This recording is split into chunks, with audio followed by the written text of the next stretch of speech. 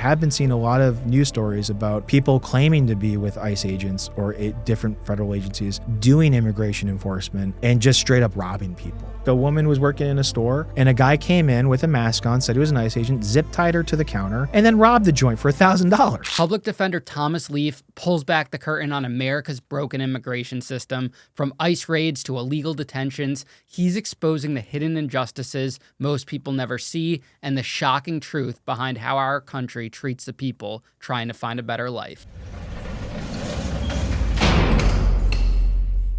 Thomas, welcome to Locked In, round 2, man. Ian, thank you for having me back, man. This is first time around was a blast. I had a lot of fun, and it was good to sit and talk with you and talk about my experience as a public defender. But watching the video was it's always weird seeing myself and hearing my voice, but the comment section was what I was most worried about. And everyone always says, don't read the comments, but I can't help myself. And one of the comments, that stuck with me was, I'm really glad to see that Stavi got himself a respectable job. And I was like, wait, does he mean Stavros Alinkas, the comedian? And I was like, oh, wow, that guy's really funny. So I took it as a compliment. I was like, oh, man, I gotta get back to meal prepping and going to the gym more. Well, the first thing I said to you when you walked in was that you lost weight. It's definitely noticeably different. Whoever that viewer was, thank you for inspiring me. Stavi, baby, I love you. You're hilarious. But yeah, I got to make sure I can still fit in my suits. So for anyone that's interested in your backstory, we will have the first episode linked in the description of this episode. I'm supposed to point up here, right? So where the link is supposed to be. Yeah, I'm not that fancy with the editing, but we'll have it below in the description so people could check it out. Today we're doing something a little bit different. You're going to be speaking on a couple things that are going on in the world, specifically in Connecticut, that you're seeing on the front lines as a public defender, that I think is very much a hot topic right now, and people are going to be interested in seeing. So if you want to just tell the audience that hasn't heard of you before from the first episode or isn't going to go watch it, just who you are and what you're going to be talking about today. Okay, definitely. First of all, my name is Thomas Leaf. I am an assistant public defender. I've been in the public defender services in Connecticut for about a total of 12 to 13 years now. I work at Danbury Superior Court in the office there. I've been there for about 10, 11 years now. Doing everything from suspended license cases to murder trials and, everything in between. But I have to preface, I'm here as a private citizen representing myself. I'm not a representative of the division. I'm not speaking on the behalf of the division. I'm just speaking on behalf of myself and my observations and opinions, and all my thoughts and opinions expressed here are my own. I don't want to be anyone to misconstrue that I'm trying to speak for any organizations. Also, too, I am a lawyer, but I'm not your lawyer. So what I'm speaking on is not legal advice. So take what you learn from me or don't learn from me. With use it at your own risk. Consult an attorney before you do anything. But Ian, thank you for having me back on again. It's a privilege to be on a show like this that has such a wide reach and platform as yours. And I'm glad to be able to be here because right now, last time when I came on and talked about my background, my upbringing, and my career. It was a pretty lighthearted, I wanted it to be a fun, lighthearted episode, but currently with what we're seeing, and one of the reasons why I wanted to come back on the show, is that there is a seismic shift in what we're seeing when it comes to, like the criminal procedure and due process or lack thereof, when it comes to, the current Trump administration's stance, policies, and behaviors when it comes to Department of Homeland Security and in particular immigration and customs enforcement. ICE has been a feature that I've had to navigate with my clients the entirety of my legal career. There's always been a kind of like a set sort of standard. I mean, immigration law is, people don't necessarily make this distinction, but there's two types of courts in our judicial system. There's Article 3 judicial courts, which is what I work in, and then there's Article 1 administrative law courts, which is what immigration falls under. So there's different standards, different, processes and everything. And admin law courts, their regulations can change from year to year. It just is something as simple as a new policy happens. Whereas in my court, the legislature, whether it's the Connecticut legislature or Congress, has to pass a law, and that has to be signed into law for it to be applicable for us. So it's not as static, right? So every year we would always get new trainings, new updates. DHS is, going by this set of expectations or parameters and whatnot. And, it's never a fun conversation to have with a client. Like, look, pal, if you plead out to this or based on your record, there's an immigration detainer, before they release you, immigration is going to take you into their custody and initiate removal proceedings. There was even a case, probably about 15 years ago called Kentucky versus Padilla, where if I don't warn my client about the immigration consequences of pleading guilty to certain offenses, that could be considered ineffective assistance of an attorney. And that's like that's a big deal. So the division's always been on top of the jurisprudence when it comes to immigration. And what we've seen now in the last, 4 or 5 months now, is a complete upheaval of what we're used to seeing in the community and in different state courthouses, not just in Connecticut, but nationwide. And frankly, it's, on the one hand, it's terrifying, right? On the other hand, for me personally, I find it completely unfair, infuriating, and frankly, un-American. I think that we're, what we've seen, through the way in which ICE agents and a variety of other law enforcement agencies, whether it's the FBI, the ATF, the DEA, any of those alphabet 3-letter agencies, right? The way in which they're being employed, taken off of other important duties to focus on, hunting down, people who are ostensibly undocumented or out of status, in our city streets is, it was alarming when people started talking about it, right? When you see at rallies people holding up signs saying mass deportation now. It's alarming to see that that's like a talking point upon which an administration is running its campaign on. To see it actually be put into action, right, is where things go from alarming to, like I said, terrifying and infuriating. And it's really, it's like, and it, I don't want to turn this into me talking shit about the Trump administration or his presidency or record or anything else outside of that. But if you compare histories, right? The first Trump administration, we saw an uptick in aggressiveness in terms of ICE activity and taking people into custody and seeking to remove them. But nothing like this. This is completely different. Like what we're seeing today is unprecedented. I cannot think of.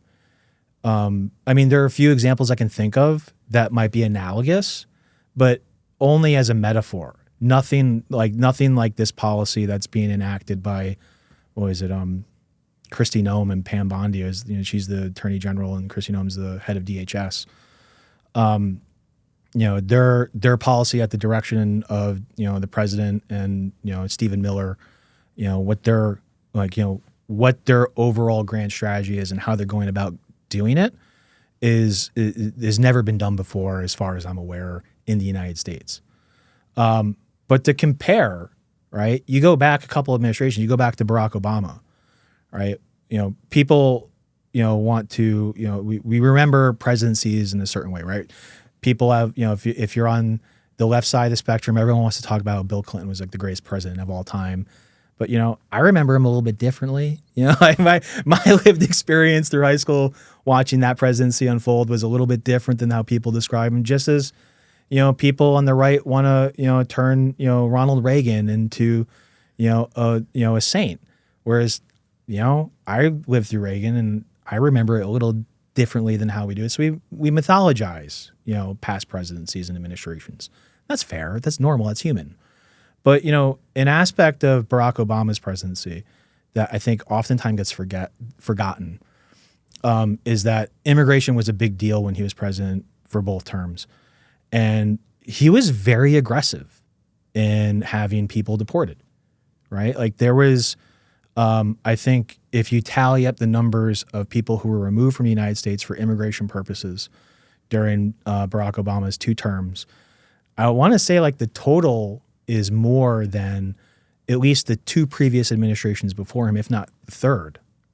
So, and that is, that was, I think that needs to be borne out and bear, we need to bear that in mind because the current discourse around immigration today, and the immigrants within our communities, is totally different than what it was back when Barack Obama, his direction and his policy and his administration, was aggressively looking for people that would meet certain criteria to have them removed. And that criteria primarily was around criminal convictions. And one of the things that we were trained on when it came to immigration issues when clients who were susceptible to removal, immigration has 2 different types of crimes that they look at. They've got what they call aggravated felonies and crimes involving moral turpitude. So just to put it in perspective, the president of the United States would be inadmissible to the United States if he weren't a citizen. Let's say he was a citizen of England and he wanted to come and visit the United States. He would not be admissible to the United States because of his criminal convictions. For 2 reasons. 1, they're felonies. 2, they're felonies or crimes that involve dishonesty. So a crime involving moral turpitude could be something as simple as shoplifting, right? If you get convicted of a larceny in the 6th degree, it's a class C misdemeanor. You can go to jail in Connecticut for up to 90 days for that. Normally that a misdemeanor like that wouldn't make you removable, but because larceny is considered a crime of dishonesty, that would make you removable if you were, a non-citizen out of status or seeking to change your status. So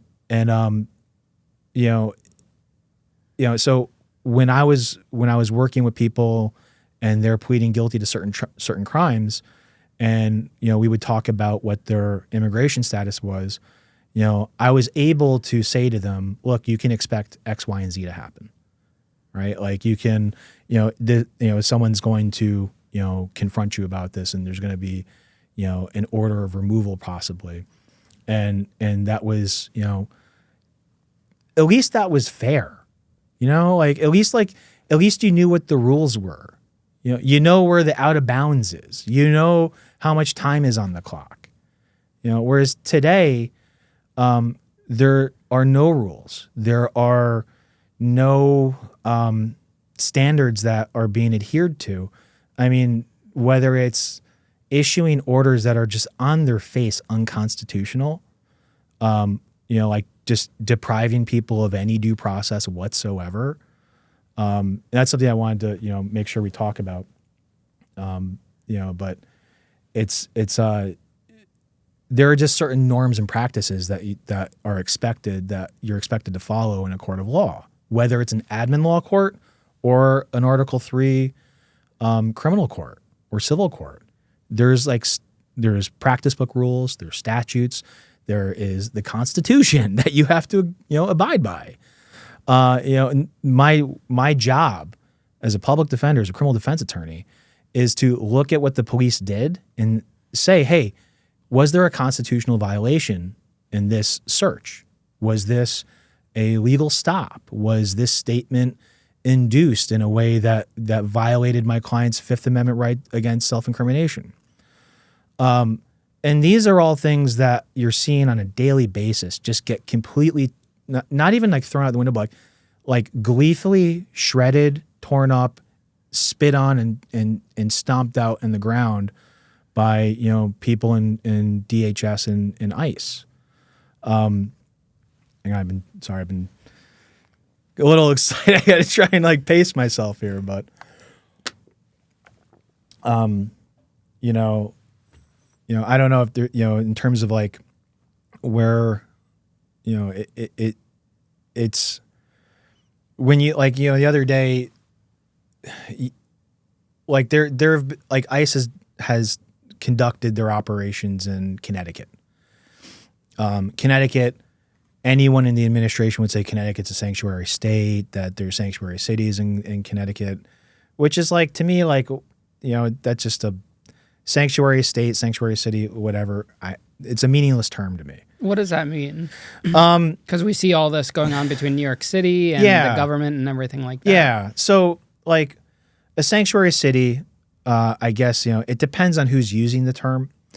You know, if you were to ask someone like, I don't know, like Gavin Newsom, you know, what makes California a sanctuary state, he would probably say that that the state of California is not in the business of executing immigration law or enforcing immigration law. That's a federal, thing. We're going to stick to state law, and by extension, we're also not going to just go and use our resources to go look for people who don't have legal status, right? We're not going to use the California Highway Patrol to, you know, do immigration checks or citizenship checks, you know, when they pull people over on you know, California Route 1. Connecticut has what's called the Trust Act. And the Trust Act stands for the proposition that municipalities in the state of Connecticut are not supposed to be not working in conjunction with or cooperation with federal immigration authorities to enforce federal immigration law. And again, it stems from this idea that these states and these cities and municipalities don't want to use their municipal resources and their local tax dollars to pay for what should be federally funded, you know, law enforcement activity. You know, if the feds want to go into an area and do a certain thing, you know, fine, but don't be asking for local PD to pull officers off of patrol, or don't be asking to use, you know, municipal assets or resources or facilities to help in furtherance of, you know, federal law enforcement for immigration purposes. You know, and the Trust Act, you know, extends certain things too. That if you are places of worship like a church, synagogue, mosque, or places like town hall or any public building, courthouses especially, immigration is not supposed to, like federal immigration agencies are not to be doing enforcement practices or enforcement operations in those locations, because when they do, people get scared and they stop going to court. You know, they stop going to going to town hall to, you know, whether it's to pay their taxes, which immigrants do. You know, something that gets glossed over is that the undocumented, out of status, you know, immigrant community in the United States paid something like $90 billion in taxes that they don't get in the form of refunds. So it is something that, you know, that you need to use the public buildings or services. Connecticut has taken the decision, and I agree with it. I think it's the correct thing to do, that to say, look, if you're going to enforce, you know, federal immigration laws and do your operations like in, you know, in public places, or if you've got, you know, a signed judicial warrant, then you want to go pick someone up at their place of work or business, fine, fair play to that. But don't go to, you know, don't raid a church. You know, don't have, you know, masked goons waiting to wrap people up in a courthouse. Because when they were doing that the last time around, there, you know, there was an example of a person who immigration agents tried to intercept him on his way to a court appearance. And and they did so outside the courthouse. Guy ran away because he was scared. Ends up getting hit by a car. And it created a really unsafe situation that just didn't need to happen. And then that story circulates, it mutates, it turns into something huge that, that maybe it was, maybe it wasn't. But stories like that spread. People hear about it in the immigrant community that immigration's waiting at courthouses, so don't go to court. But that also extends to immigration's working with local law enforcement. Don't go to the cops. You're the victim of a crime, don't call 911. If you do, and you're undocumented, someone's going to snitch you out and you're going to get taken detained. And that should never be the case. I'm a criminal defense lawyer, right? I'm a career public defender. Police agencies, I think it would be pretty safe for me to say that there are a few officers out there who don't like me, and that's fine, fair play. There's a few officers out there that I don't really care for either. I think we're in the same boat, yeah. Especially in Danbury. Yeah. So like we're all human beings. But at the end of the day, if someone's the victim of a crime, I don't care what your status is, and neither does the law. There's nowhere written anywhere that if you're the victim of a crime, that you're not entitled to go file a report and have it investigated. And, Connecticut has in its state constitution an entire section, unlike the federal constitution, devoted to victims of crimes and what are the victims' rights, in a court of law. Like, what are they entitled to? Whether it's restitution, whether it's to be heard at a change of plea or a sentencing, right? There's that's encoded, enshrined in the Connecticut State Constitution. So when you have an entire community of people who are afraid to dial 911 after they've been victimized, that's a dark place. You've now stripped the rule of law away from an entire population, and they feel it and they know it and they know why. It's like, everybody in this country, right? I have a friend of mine who always says like, oh, we're going to talk about the rule of law when we're all standing on stolen land. That's a valid point. It's something people should consider. But, I'm a product of Yankee imperialism, right? My dad was stationed in Korea. My mom was born in Seoul. She's an immigrant. I used to joke and say she was it used to be FOB, fresh off the boat. That was the term that you'd use to tease, people who just got here from, Korea or Japan or China. That was a common thing, growing up with my Korean friends. But, my dad, there was at some point way back when there was a heap of Irish guys who said, look, it's not working out for me here. let's go out west and see what happens. The United States inherently at its core is, dependent upon immigrants, right? I'll say this to anybody.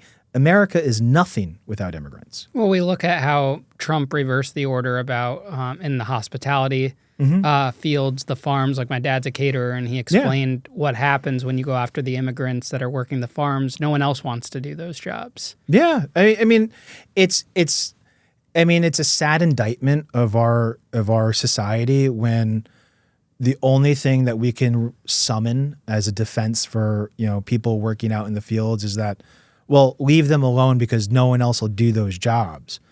My position on this is leave them alone because they're fucking human beings. All right? They're no different than you and I. They want the same things that you and I want, right? They feel the same things that you and I feel. Their hearts break in the same way. They experience love in the same way. That's someone's child. That's someone's parent. That's someone's brother, someone's sister. And yeah, they're doing a job that no one else here wants to do. And, and bless them for that. But, when I hear it's frustrating when I hear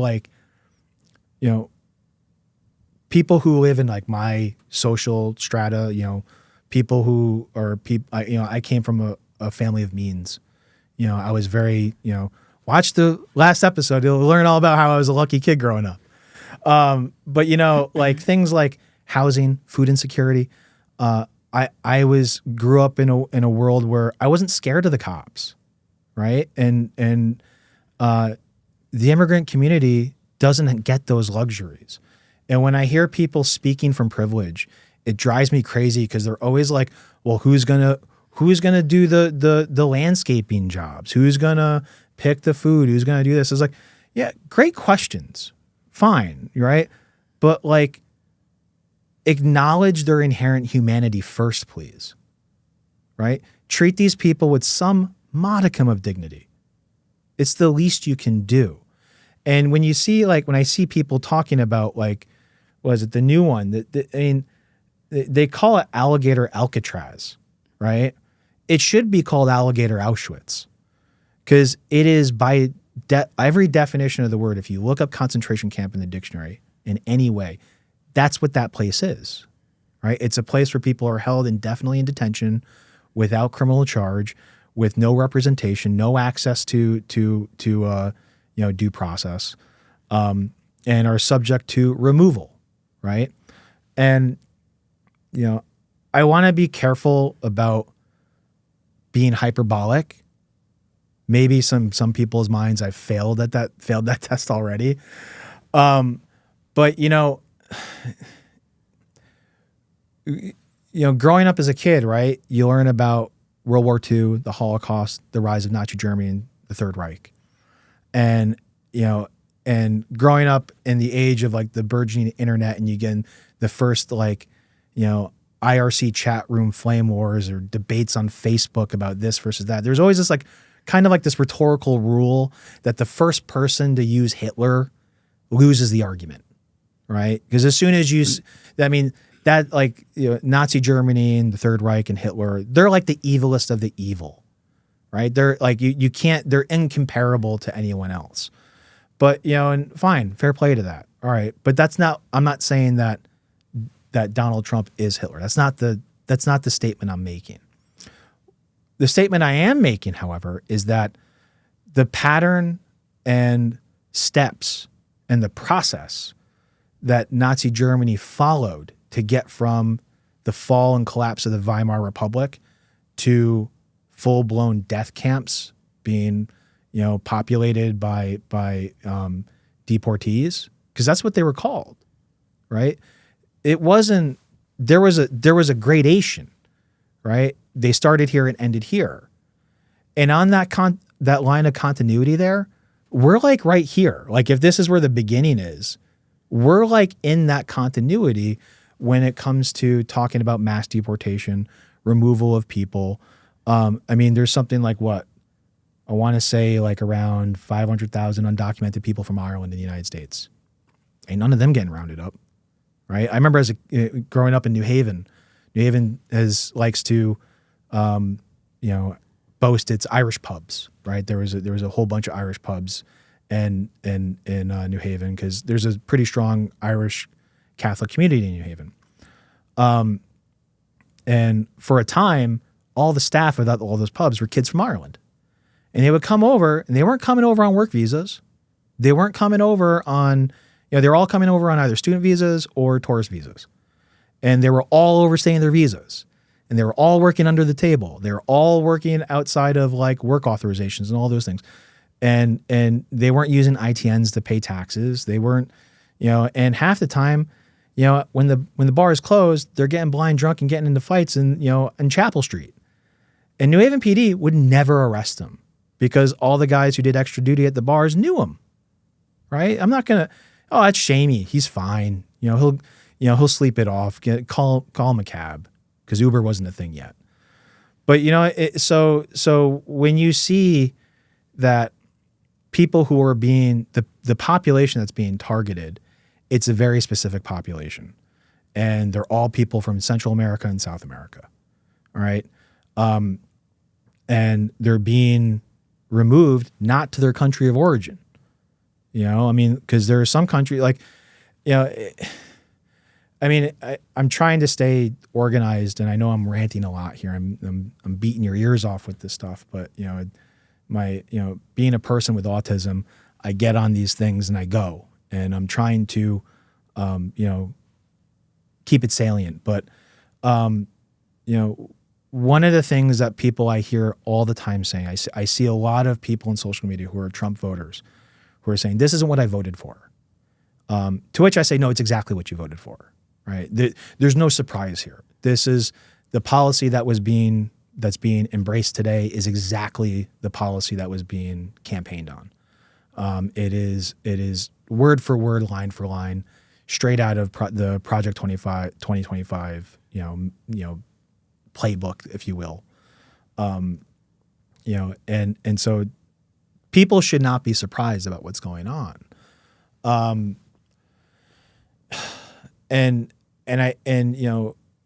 AOC, Alexandria Ocasio-Cortez, said in a congressional hearing that Republicans aren't going after illegal immigration; they're going after legal immigration. And I think that's another distinction that people are not. The media is largely failing at kind of reporting on what's happening and how it's happening. Now, when you say illegal immigration, are we talking about like the criminals, the ones that are, like MS-13, for example? Sure. Because I'm sure there's a lot of people that feel strongly that they shouldn't be in the country. Sure. And that's what they voted for, or, that those people should be targeted specifically. I think that if the policy platform that was being campaigned on and the one that was being enacted was more like we are going to devote resources to interdiction, operations at the border, but not just at the border, but at the ports and at airports, because we're seeing that like the majority of fentanyl that comes in this country doesn't come over the Mexican border. More of it comes over the Canadian border but most of it comes in through ports, right? I mean, when you talk about MS-13, you know what the 13 stands for in MS-13? What? 13th Street. You know what 13th Street is? No. South Central LA. So MS means Mata Salvatrucha. Mata Salvatrucha. Salvatrucha is a nickname given to people from El Salvador. And when the United States had this thing called the School of the Americas, it was at, I think it was in Fort Benning, Georgia. And it's where the JFK Special Warfare School. It's where the Green Berets train. And what the School of the Americas would do, they would take people from South America and Central America, bring them to Fort Benning, and they would get trained by Green Berets in counterinsurgency. Right? They would be trained how to be jungle fighting commandos to go fight communism in Central and South America. And the MS-13 guys, the founders of that gang, were trained by Green Berets at the School of the Americas. And when El Salvador, collapses and these guys are like, hey man, like we lost, we need a place to go. A lot of them were brought and resettled as refugees in the United States, where they didn't receive access to services and became kind of like listless and, kind of alienated. And what they saw in LA is that, okay, the Bloods and the Crips have their own gangs and they stick to their neighborhoods. We are, Salvadorans in this neighborhood. We need to stick together and protect each other because, the government, the police, they don't care about us. And that's how MS-13 started. And then these guys start committing crimes, doing terrible things, and employing the skills that they had learned and passed down to their new generations of inductees. They start getting deported back to Central and South America. And then they take their skills, their connections that they developed in the United States to create this gang. People always want to conjure MS-13 or like Mexican cartels, whether it's like the Zetas or, I don't want to, I'm afraid if I drop certain names that somehow I'm going to piss off the wrong people and end up on a list. But, it's always been the part of the authoritarian playbook to otherize the population that you're targeting and homing in on, right? Things that the current administration and the campaign and people who supported them would say about immigrants, whether they're from Latin America or South America. Same exact things that you hear Russia say about Ukrainians. The same exact things that you hear, let's say, I'm trying to think of like, other examples, because I again, I don't want to compare everything back to Nazi Germany, but it's the same thing that you would hear, trying to think of a better example, but I mean, for lack of a better example, it's when you look at how Jews are characterized prior to the Nuremberg laws in 1935. It's always the same thing. Whether it's saying that they're eating the cats and dogs, or they're smuggling in. The remark was like, you got to look at the size of their calves. It's because they're carrying all those drugs on their back when they're crossing the border. It is a gross misrepresentation of the community at large. I think I'm trying to think of the last time I saw someone who had real identifiable ties to a group like MS-13 come through a courthouse that I worked in. And I can only think of really one example, right? Like I remember there was a time where, when I started off in Bridgeport, and someone saw MS-13 spray painted on Long Wharf Pier in New Haven, and there was this huge people freaking out, like, oh my God, MS-13's in Connecticut. How did they get to Connecticut? And like, it's just some kid who just spray painted MS-13. Relax. You're not, so when someone says, I want an immigration policy that prevents someone who is an MS-13 member from entering the United States or remaining in the United States after they've entered illegally. Yeah, I don't think that's unreasonable. I don't think that's inherently racist. I don't think that is. I think that should be the policy objective of any administration. It would have been the policy objective of Joe Biden's administration. It was definitely, and what I saw was the policy directive under Barack Obama. And just as George W. Bush's administration had similar policy goals. When you have members of organized crime, right, operating within your country and they don't have legal status to be here, that should be a policy directive. That should be an objective. But you don't see them talking about the Russian mob in Brooklyn, right? Like, you don't hear about, what are we doing about Russian organized crime, families in places like Little Odessa, who are some of the worst sex traffickers in the Eastern Seaboard. Not a single word. As far as the average, I bet most people who heard me just say that didn't even realize that Russian organized crime was operating in the tri-state area. But they've been there for decades. They've been doing stuff alongside the Italian mafia in the tri-state area. But no one's talking about them. They're not on anyone's radar. When you see, the National Guard mobilized, they're going to Home Depot parking lots, right? Like, what are we doing? Like, what's the strategic goal with this? Like, what is it? What's the message that you're saying both overtly and without, what's the hidden message here? And, I think any right-thinking, reasonable person could see that it's a policy goal and directive based purely out of racism. That what's that? There's that Peter Griffin Family Guy meme where Peter Griffin is stopped by a cop and the cop pulls out like a cheat sheet and it shows different skin tones and he matches it to Peter Griffin. He's like, "Oh, you're fine. You're good.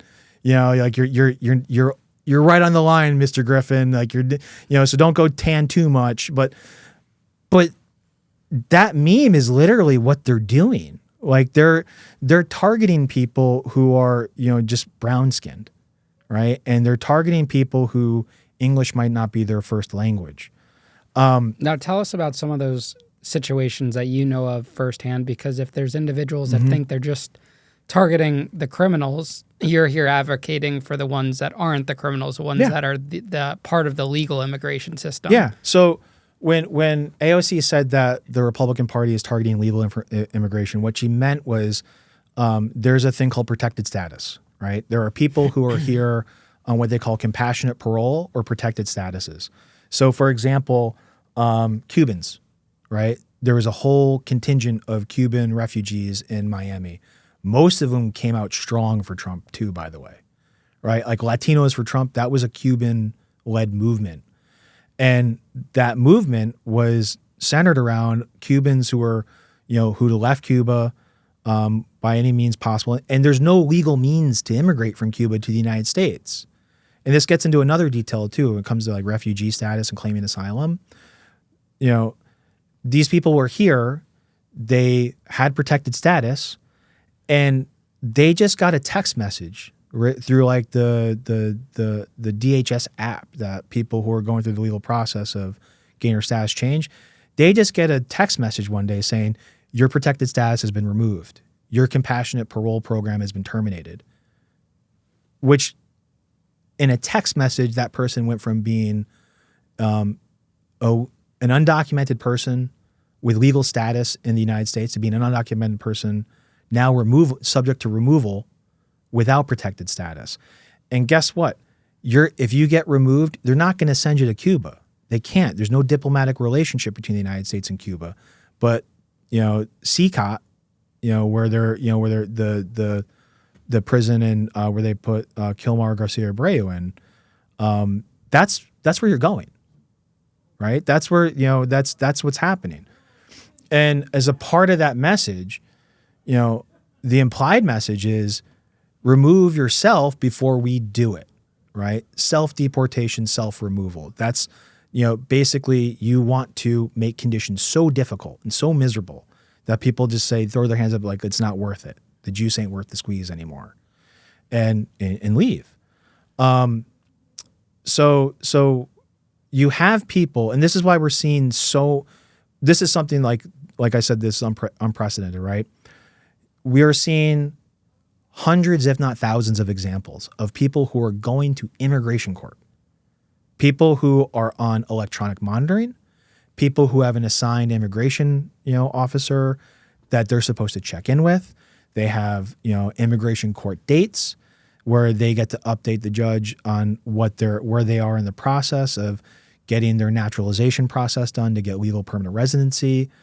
And one of the tricks that they're doing, the DHS attorneys, is that they're moving for the immigration case to be dismissed.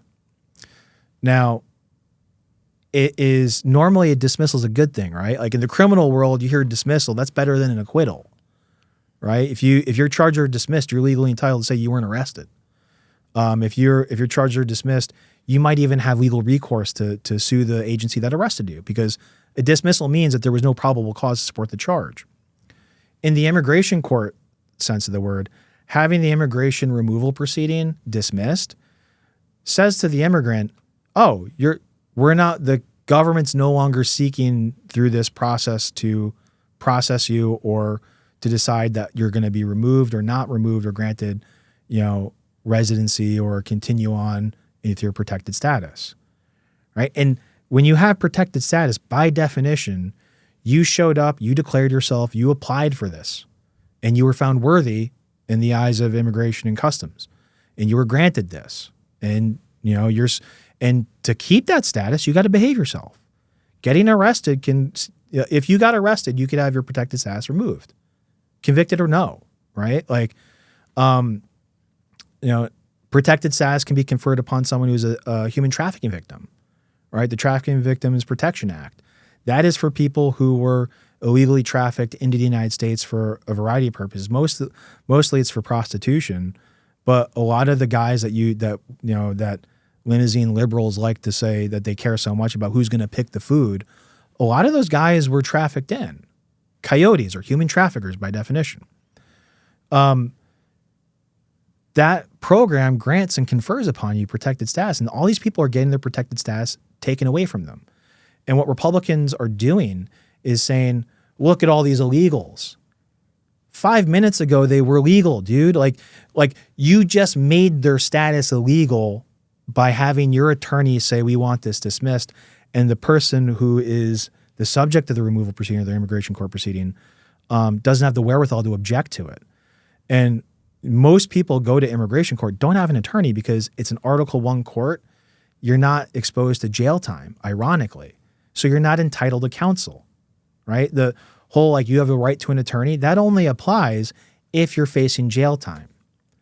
Now, this is an even more messed up permutation. These people are having their protected status taken away from them without due process. And what does that mean for them? They can now be detained and imprisoned, right? So not only should they be afforded due process of law because they're subject to the jurisdiction of our courts per the 14th Amendment and the 5th Amendment as well, they should also be entitled to counsel because they're looking at being incarcerated. You can call it detention. You can call it what you want. But the fact of the matter is that you're being clapped up in cuffs and taken to what it amounts to a jail cell. So these people are being stripped of any due process rights, what little due process rights they have. They're being jailed without access to representation. And their cases are being processed in a way that's completely outside any norms prior to this administration when it comes to processing immigration cases. So all the people who are going through the legal process, all the people who are doing it, quote unquote, the right way. It's like the next time I see someone say, oh, I'm all for immigrants as long as they do it the right way, is the fastest way to tell me that you have no fucking idea how the immigration system works. Right? Like, and it gets infuriating because these are the same people who then turn around and say, this isn't what I voted for. And Twitch is like, no, it's exactly what you voted for. And you continue to misconstrue and misunderstand what is being done to these people and why these people are here and why they should be allowed to stay. Because, like a story that made me sick. There were kids in foster care who had protected status, right? Had their protective status removed, not by court order, but by Homeland Security and ICE's own decision-making, own policy decision. And those kids were taken out of their foster homes and put in a detention center. Kids who don't have parents, right? Like kids who are in the process of being naturalized and adopted were taken from their, about 500 of them were taken from their foster home and put in a detention center. Like, I cannot think of Russia did that to Ukrainian children when they first invaded. They basically took Ukrainian children and said, you're Russian now, and took them back to Russia. And the ICC and the UN all agreed that that's a war crime, right? Like that could be classified potentially as a war crime. And, when I think about how just, all right, you talk about criminals, you talk about MS-13, you talk about Mexican cartels, right? What did that kid do? Why does that kid have to go? I want to know I would love to hear what the policy decision or what the dictate is. Why does the administration, why did they make that choice? Because it was a choice. That didn't happen by accident. So do you think that the net is too widely casted? I think when you say that you're casting a net, you're suggesting that there's a specific population you're going for, right? Like you're going fishing. What are you fishing for today? Trout? No, I think I'm going to go noodle some catfish, right? This is not that. This is depopulating the ocean, right? I mean, there's a better word for it, Ian. It's called ethnic cleansing. When you take a group of people based upon their ethnicity or perceived ethnicity, and you otherize them the way they're being otherized right now and being, referred to as criminals or, all these, whatever derogatory word you want to use, right?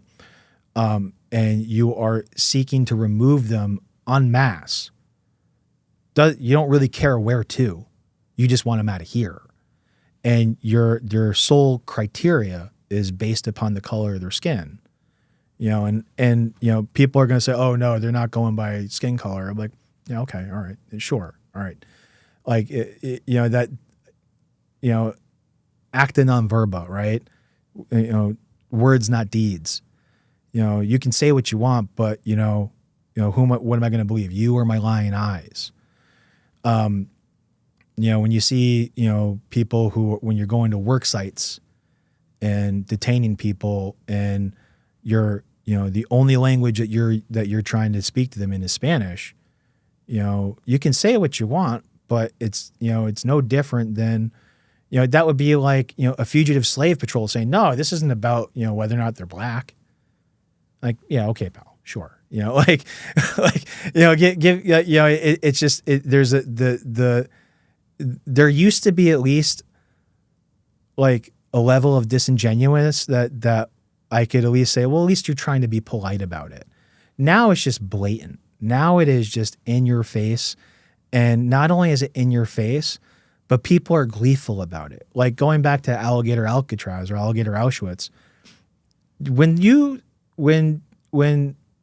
ICE DHS's like Facebook put that article up about like, they constructed a facility in 8 days that could house, I don't know, like 10,000 people or something like that. I don't know the number of how many beds they have there, but let's say it's 3,000, people that can be held in there. They're going to stuff as many people as they can. The comment section is fucking wild.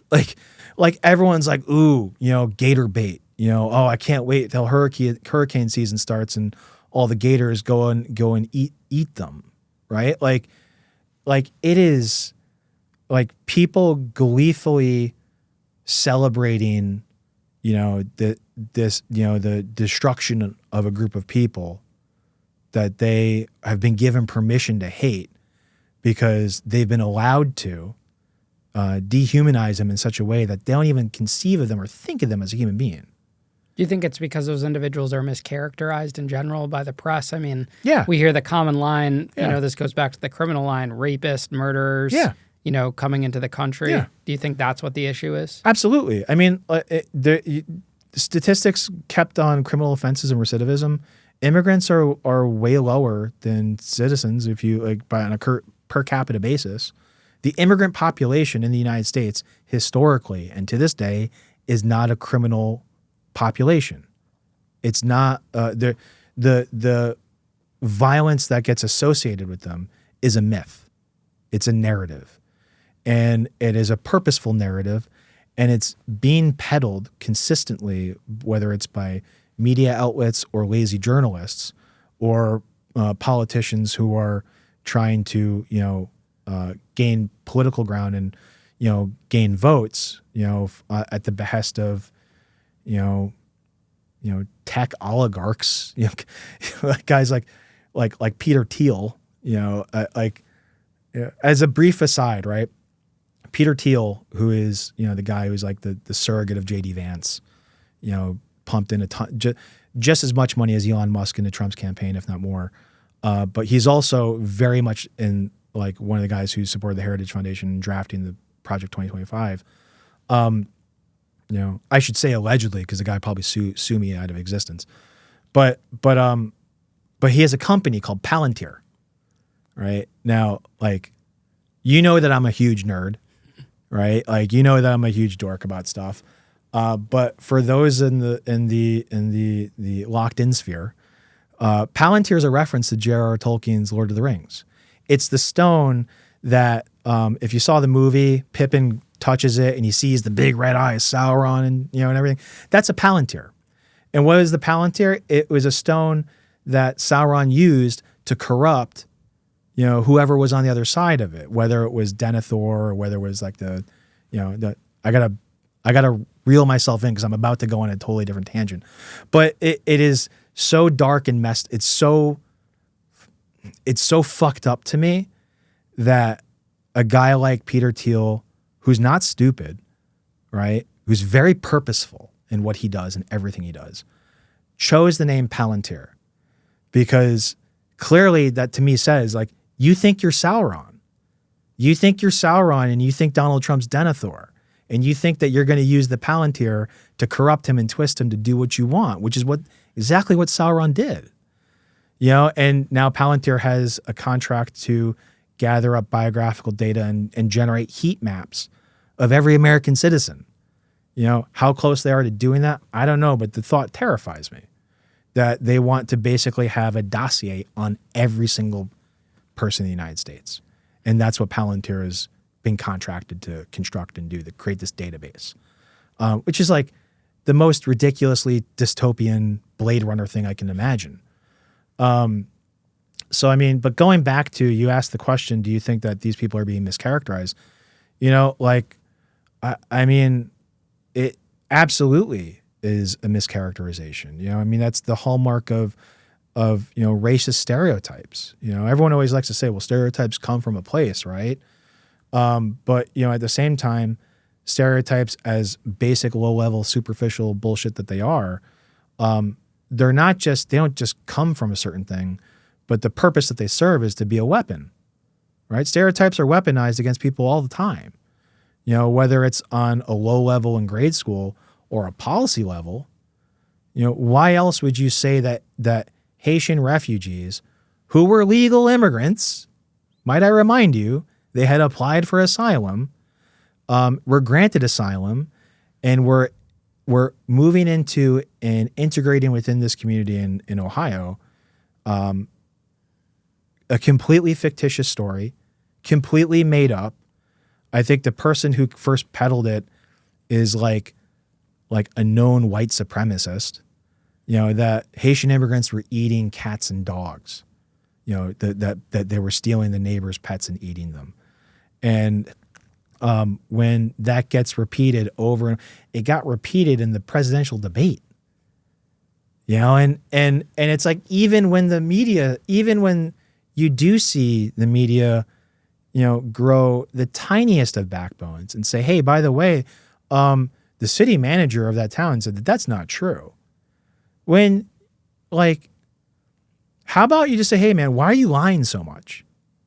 Like, why are you continually creating this fake narrative that's predicated upon what is not, it's not even debunked. It doesn't even need to be debunked. It's such a ridiculous anecdote that no reasonable person could believe it. But if you are down on your luck and you are a part of the have-nots and you want to buy into this idea that the American dream is still attainable for you, and you are being told that immigrants are coming to this country and taking your opportunities away from you, you know, you don't need much permission at that point to believe a story like that.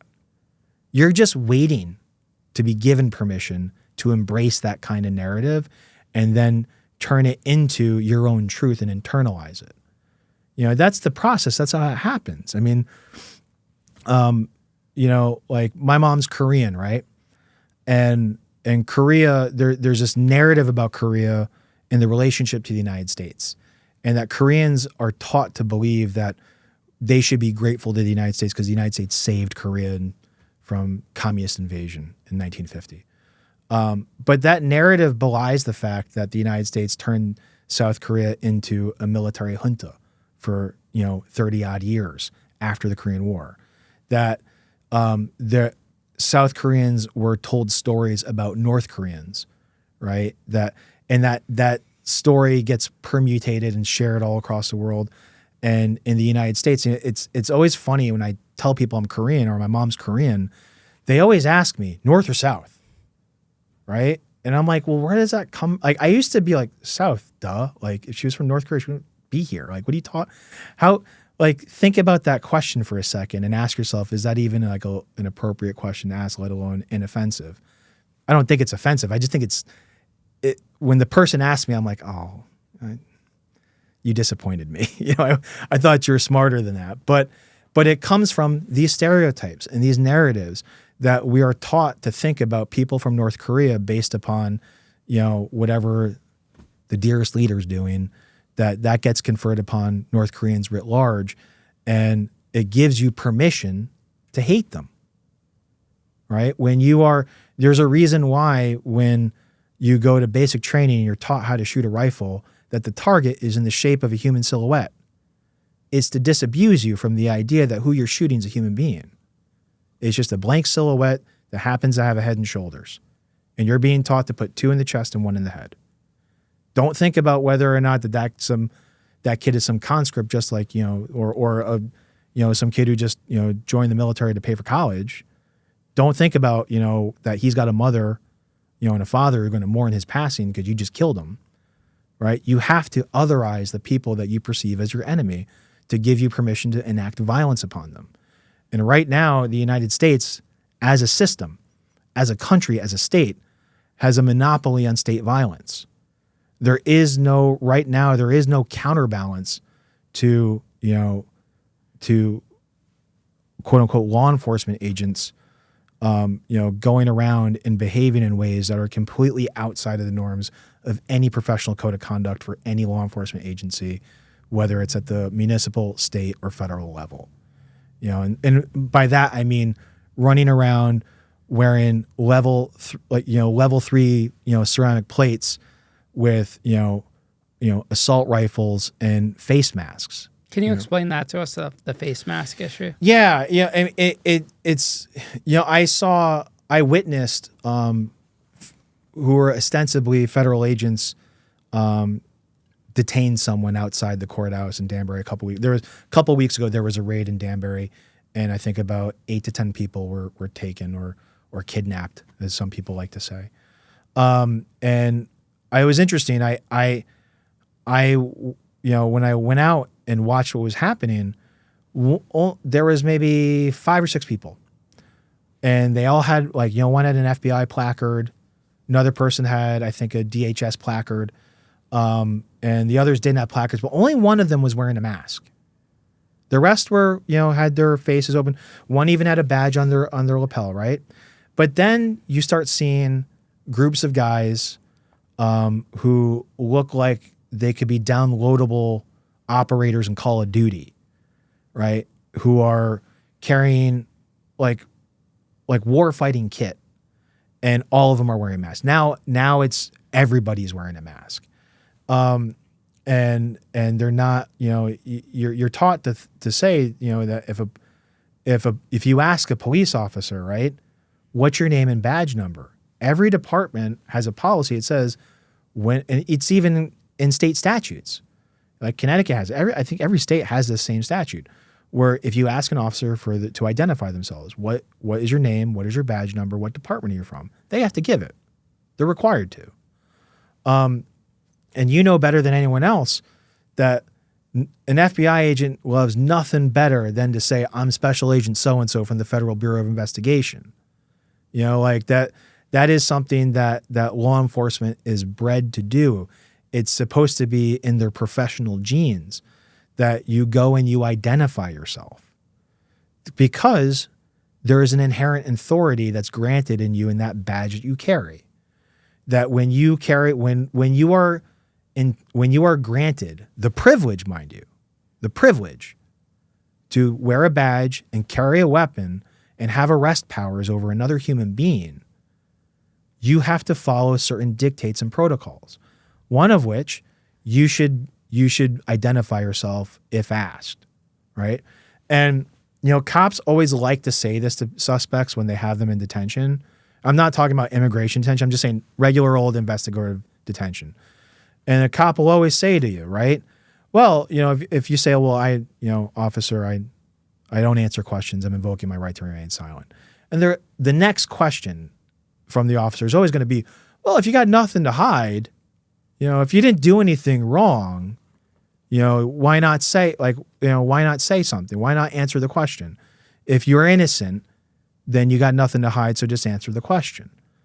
To which I want to flip on them now and say, look, if you're enacting the law, if you're acting upon the law and what you're doing is lawful, why do you need to cover up?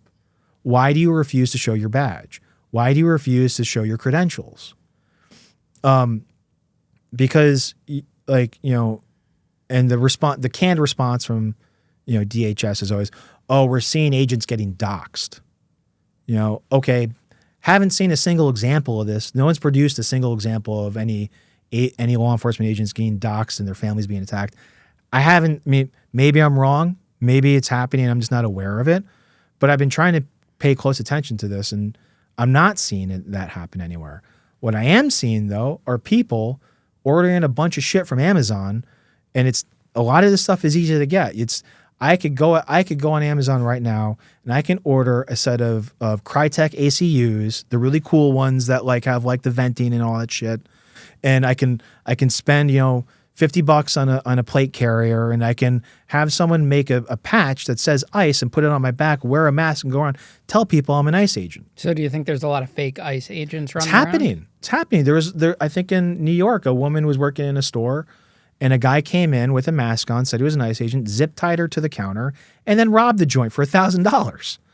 And there is another, it's like I haven't heard of any stories about ICE agents or any federal agents getting doxxed, but I have been seeing a lot of news stories about people claiming to be with ICE agents or different federal agencies doing immigration enforcement and just straight up robbing people. And the question I got to ask myself, is that someone who's masquerading as a federal law enforcement agent, or even worse, are these guys actually deputized and this is their side hustle? Might as well, who's going to stop us? No one's calling us out on this. So how does that get fixed? How does society fix that aspect of it? The normal civics answer would be to vote out those who enacted these policies. That's assuming there's going to be another election. I'm going to assume that there's going to be. I'm assuming that there's going to be a midterm election. I'm assuming that there's going to be a presidential election in 4 years. But let's say if we continue on the trend that I said that from Weimar Republic to full-blown Third Reich, if we're here on the continuum, it's not too farther along on that continuum until an authoritarian regime does something like declare martial law and suspends elections. One of the big knocks that Trump used to say about Volodymyr Zelensky, he hasn't had an election. Well, yeah, because Ukraine's in a state of war and under martial law, so therefore their elections are called off for the time being.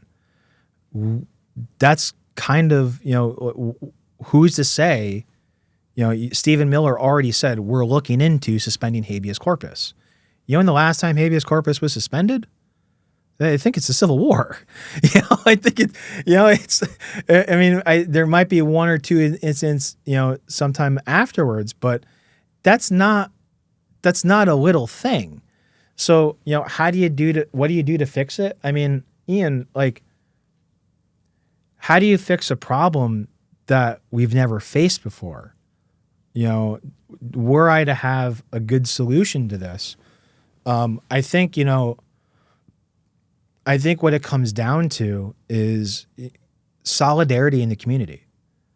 I think that when you do see communities band together and demonstrate peacefully, right? And I went to No King's Day. I was over at the flagpole in Newtown.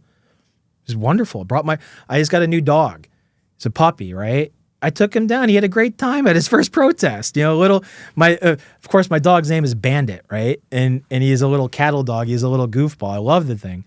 I love the little guy. And he's having a grand old time because people are out there with their kids and everything. And when the LA crackdown happened, everyone's like, "Oh my God, they're burning down the city." Like, no, that was like a 5-block area, right?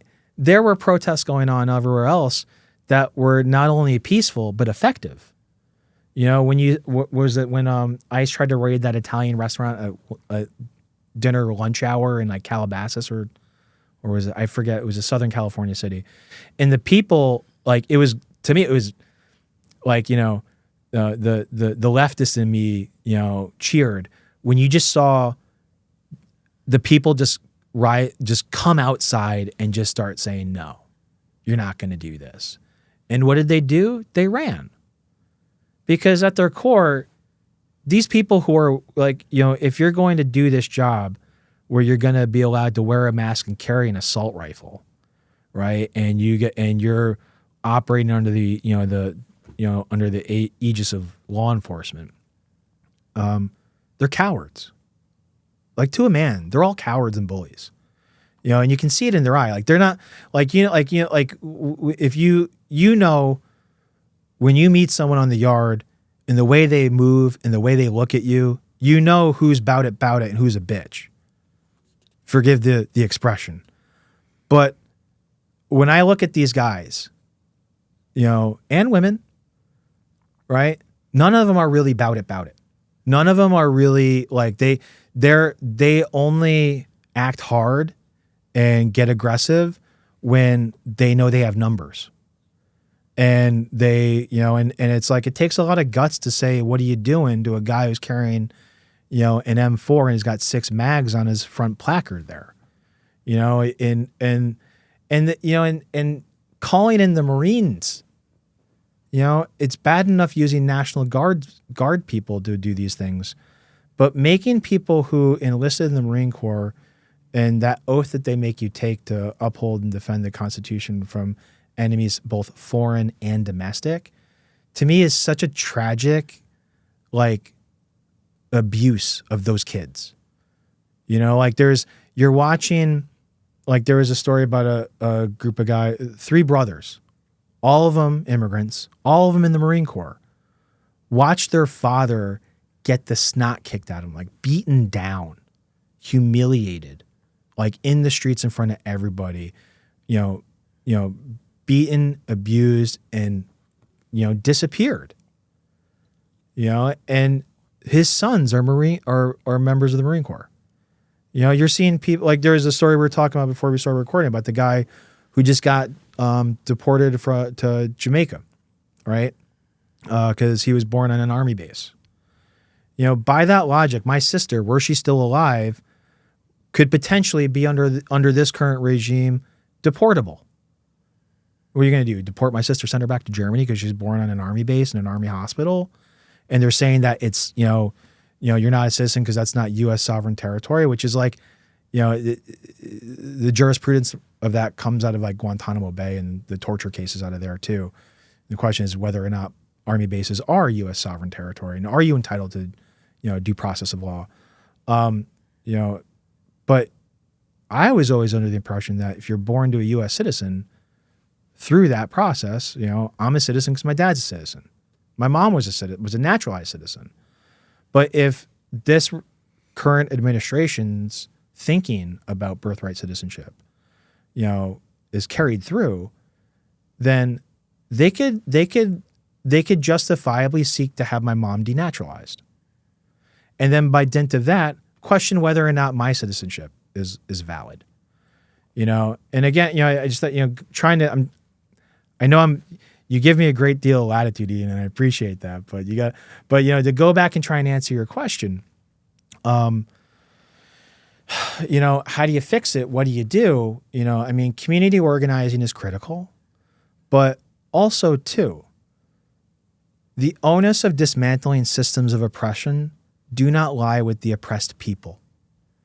The responsibility lies with that who are of the oppressor's class, right? And that's not my quote. I'm taking that from someone. I think it's probably Marx or someone else has said it. I think I definitely heard Nelson Mandela say something similar along those lines. But it's up to people who look like you and me, if I'm honest. My dad, asked me, what do I do if I see someone being detained? And I told him, take out your phone and videotape it. Make a video of it, go up and ask, demand, do you have a judicial warrant? What are you doing? Who are you? Identify yourself.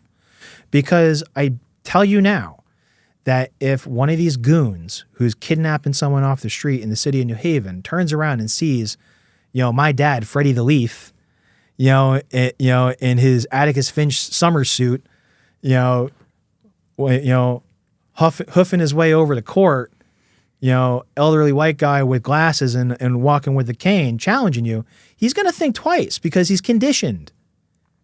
We're conditioned to think that immigrants, brown-skinned, violent, immigrants, whatever, that guy is already just waiting for the word go to do violence to that person.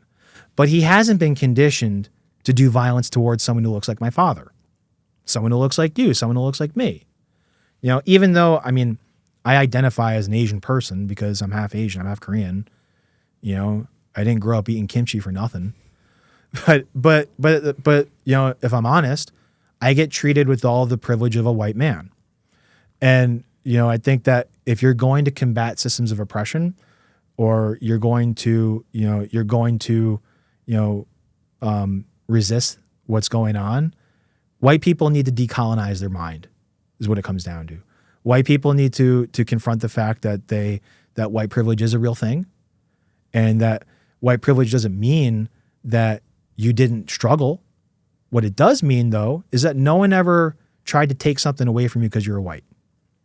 And I'm sure that there is a whole host of, men's rights activists or right-wing activists or whatever who want to throw a variety of, counter arguments to that. Fine, have at it. But the fact of the matter is that no one ever wrote laws to prevent people from moving into a certain area or to get, a mortgage because they were white.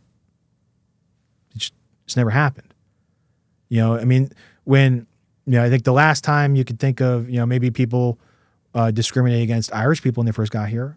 Maybe people discriminate against, Italians or Jews when they first got here, right? But eventually, all of those groups were welcomed into the white category, and poof, like that. What's held against them is no longer an obstacle to them, right? There used to be signs, help wanted, no Irish need apply, right? I remember there was a bar in Westville where I grew up that had this old sign on the door, and I don't know why they kept it around. I think I know why. It used to be a biker bar at one point, but it used to say, no colors, no colored, no Irish allowed inside. And it was like an old sign from like the turn of the century, from like 1900s. But that's not a thing anymore. No one's ever going to say anything to me or I'm not going to suffer any sort of injustice because, I'm named after my great grandfather, Thomas Collins, who comes from Cork, Ireland. Well, he doesn't, but, someone way back, a couple of generations hence did.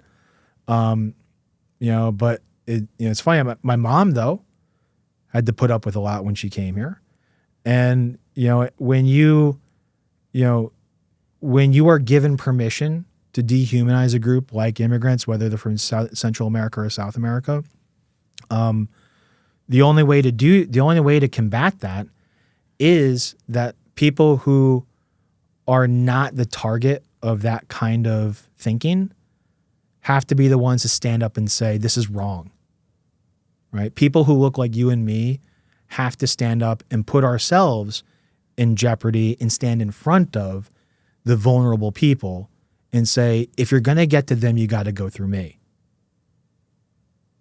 That's how I feel, right?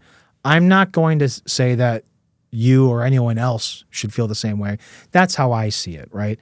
To me, the solution to this problem is when people who look like me, who lived and grew up in privilege like I did, say, look, you know what?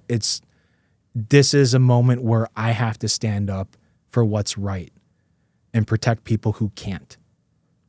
And, it's easy for me because that's why I do what I do. It's why I'm a public defender, right? And, and if you want to know more about that background story, go watch the other episode. I don't know, but does that kind of answer your question? Yeah, I mean, I think it's this show's all about getting different perspectives, and my standpoint is like I don't get involved with politics or take opinions on certain matters, but I think it's always important to open up the audience to different perspectives. Yeah, whether you agree with someone or not, sure. There's always going to be, people that don't agree with someone. I mean, you look at, say, the president of the United States, half of the population didn't vote for him and doesn't agree with him. It doesn't mean he's not successful. He or she, whoever the president is, this applies to all presidents, it's just everyone is entitled to their own opinion. Sure. So I think it's important to have, like, say, someone like yourself who is working with individuals that are going through these situations to voice their opinion and voice their concerns and to share their perspective. Yeah. And doing it in a way where, like, we had this conversation and no one's screaming at each other or threatening each other. Yeah. Like, you look on Facebook, like, if you posted something about your opinions on Facebook to the world, there's always going to be people that go crazy over it. Yeah. So this gives it the setting where you can speak your opinion and your thoughts without having someone combative and go after it. Like, I remember growing up, there would be talks about politics at Thanksgiving dinner, Yeah. and someone's always leaving angry or upset. Yeah. Because there's always going to be different views, you know? Yeah. So I like being able to like create that space where the person could come and talk about it and share their perspective. Yeah. And because I think that you've created a space and a platform where that is the case is one of the reasons why I would even, want to be, let alone agree to coming on your show. I mean, in a lot of ways, while you do have a platform where you're trying to create a space where there can be a true exchange of thoughts, ideas, and dialogue. And it's like, I don't want anyone who's listening to this, if you voted for Donald Trump, I don't think less of you, right? You have your own reasons, and no one has to justify their reasons to me as to who they voted for or why. Like, I don't think that we're all, everyone has the right to vote, cast your vote, and vote for the person you believe in, right? I have a different set of criteria on who I vote for. I vote for the person who I think is going to do the most good for the most vulnerable. I'm not voting for someone who I think is going to address what my necessary concerns are. My feeling is that I'm going to vote for someone who's going to help the most vulnerable people in my community, because by doing that, I'm going to feel I'm going to be okay, right? I want to make sure that the people around me who don't have what I have are going to be okay too. And I'm happy extending that kind of grace to someone who voted for Donald Trump, whether it was one time, two times, or whatever. And I try really hard not to be like, I told you so, or be a dickhead, like in comment. Like, I had a rule at one point, only talk about sports and pop culture on Facebook and nothing else, for that exact reason, right? Because when there's anonymity, when you can dehumanize the person you're talking to, you're giving yourself permission to say the wildest thing to that person, because there's no consequences. You have to look them in the eye when you say it, right? However, to balance that out, if you're supporting or down with something that the Ku Klux Klan would endorse, I ain't trying to fuck with you. I'm not friends with you. Like, you're like, we're not cool. Like, I'm not going to hang out with you. Right. Like, I'm not like, that's not like, I'm not I'm not a safe space for fascists. Right. And nor do I have to be. And nor does the public forum or need for civil discourse, dictate that to me. If you're going to stand up and make jokes about how you hope alligators, eat people in that newly erected camp, like, look inwards, like, talk to your priest. I'm nominally Catholic. I'm Catholic more in identity as a person of Irish heritage. But I did go to catechism. I did get confirmed. And then one of the things I remember, from, what Sister Cindy and Sister Rosemary used to, drill into me as a kid at St. Aidan's School, was that, Jesus said, what you do to the least of my children, you do unto me. And guess what? The people in those camps are his children too. And if you're going to hold yourself out as a Christian and talk about Christian values, and that is a huge component of this administration, they, like, you see all these Republican congressmen who can't wait to take a knee while they vote to strip Medicaid from 17 million people, who do, the Department of the Secretary of Defense can't wait to talk about how much Jesus is a huge influence in his life. And I'm like, well, you may want to balance that out with what the ministries of Christ was at the time, because guess what? He was a refugee too. And guess what? What the one thing Jesus said was totally prohibited? Usury. Wasn't anything else. What was the one thing that Jesus got really pissed off about? The money changers at the temple. And what did he do? He flipped the tables over, right? So what are we doing, people? What do you mean that you're gonna do this? That you're on the one hand gonna talk about how you're living a Christian life, and then go and militarize an entire branch of government, turn it into your own secret state police and start disappearing people because they're just too brown for you, or you don't like the way they sound when they speak English in a broken accent. That is, to me, it's irreconcilable with any kind of code of morality that I'm familiar with. To me, there's no, it's not like, everyone, like the problem with mainstream media is that they want to give equal time to both arguments, both sides of the argument. And I'm like, yeah, no, like there is like we all have to have a moral compass. We all have to have a belief system that we adhere to, with what is right and what is wrong, and taking children from their parents and deporting seeking to remove a child from the United States who's going through chemotherapy.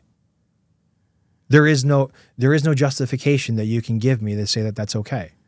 There is nothing that you can tell me. You could sit me down with Tom Holman right now. The guy who's like, if Stephen Miller is the Reinhard Heydrich of this administration, Tom Holman would be the Adolf Eichmann, going off and doing these things.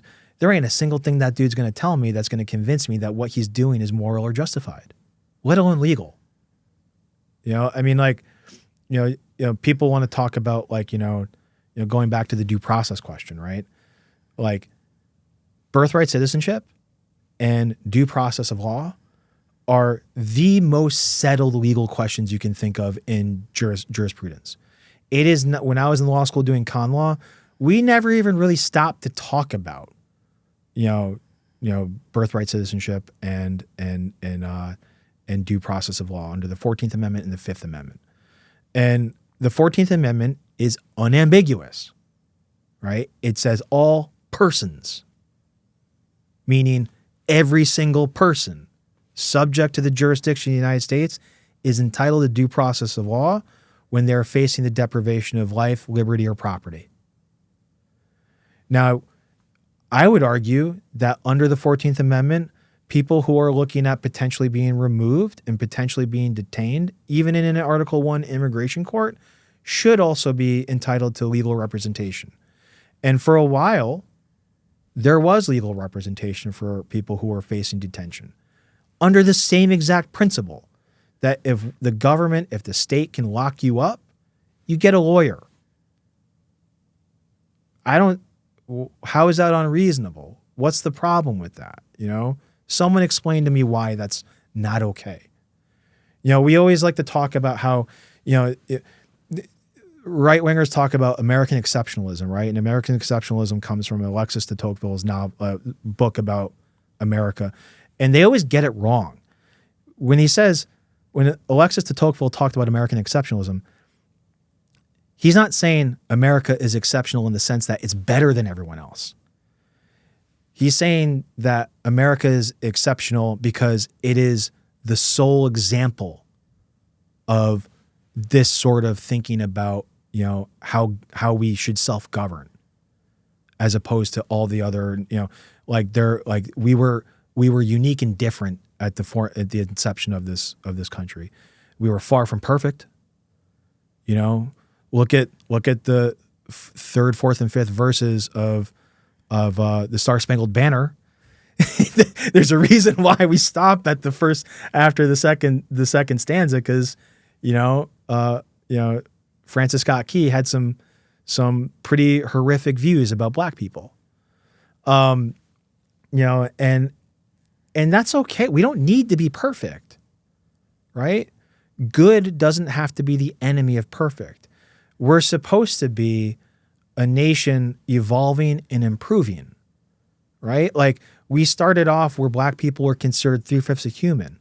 And that was for census purposes. That was to make sure that southern states had more representation in the legislature. It wasn't so that black people could vote. It wasn't so that, freed slaves could be considered, a human being, because they didn't view them as a human being. The Confederacy, is predicated upon white supremacy. It's it's in their founding documents. So, we started here and we're here and we should be going up, and we should look back. This country should look back at itself in 50 years and say, look how far we've come. When I was growing up and being educated about the civil rights movement, it was completely foreign to me that college students at Kent State could protest peacefully and get shot and killed by National Guardsmen, right? And that's the Kent State massacre in 1968, and Kent State was later. I think that was in 1970. But any event, right? Like the civil rights movement with Martin Luther King and Malcolm X, there was segregation, there was Jim Crow, and there are still the vestiges of those policies and practices that are being conferred upon the immigrant community today. That what I see is not progress, but what I see is a regression. And that's what makes me so angry, is that we've been here before, and we apparently didn't learn our lesson. That we have, Ruby Bridges, the little girl who went to when Little Rock, Arkansas was forced to desegregate their schools, and the first little girl that was brought to that school, escorted by National Guardsmen, mind you, to go to school. Ruby Bridges, that little girl, she's 70 years old. She's still alive today. And the people, the powers that be, want to scrub any mention of her from, the annals of history, because that's DEI, that's CRT, that's whatever catchphrase we can come up with to make humanizing people of a different skin color, seem inconsequential or silly. It's like, it's always the how come we have to have Black History Month? Well, because all the other 11 ones are devoted to white history. That's why. All right, pal, settle down, relax, enjoy the federal holiday while you're at it. Like, what is that? What food's being taken off your plate? And it's,